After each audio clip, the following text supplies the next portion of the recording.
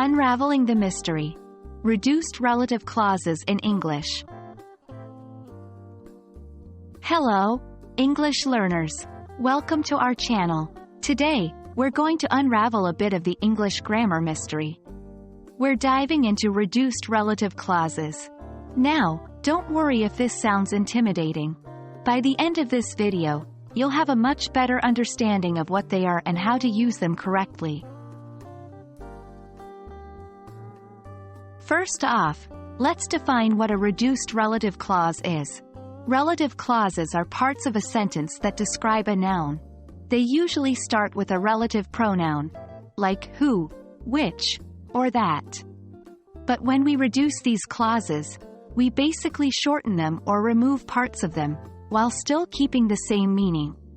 They often appear in written English, making the sentences more concise. The question you might be asking is, how can we recognize a reduced relative clause? Well, there are a couple of scenarios to look out for. They usually look like a simple adjective phrase, or an active or passive participle phrase. Important: they should still make sense and be grammatically correct after reduction. Let's look at a couple of examples. Full relative clause: the dog that is barking is mine. Reduced relative clause: the barking dog is mine. In the reduced sentence, that is has been omitted, and yet the sentence still makes perfect sense. Now, let's learn how to construct these reduced relative clauses. There are two main ways to do this. 1. If the relative clause contains a form of the verb, to be, you can omit the verb and the relative pronoun. For example, the boy who is sitting over there is my brother. Becomes, the boy sitting over there is my brother. 2. If the relative clause contains an active verb, you can change it to its ing form and omit the relative pronoun.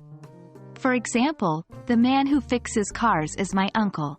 Becomes, the man fixing cars is my uncle. Remember, these two methods are the key to construct your reduced relative clauses. Practice them, and you'll have them down in no time. And there you have it, the concept of reduced relative clauses made simple. Remember, using reduced relative clauses can make your English sound more fluent and natural, especially in writing.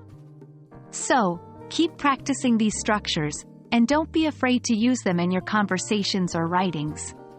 We hope this video has been helpful, and as always, keep learning and keep growing. We'll see you in our next English language lesson.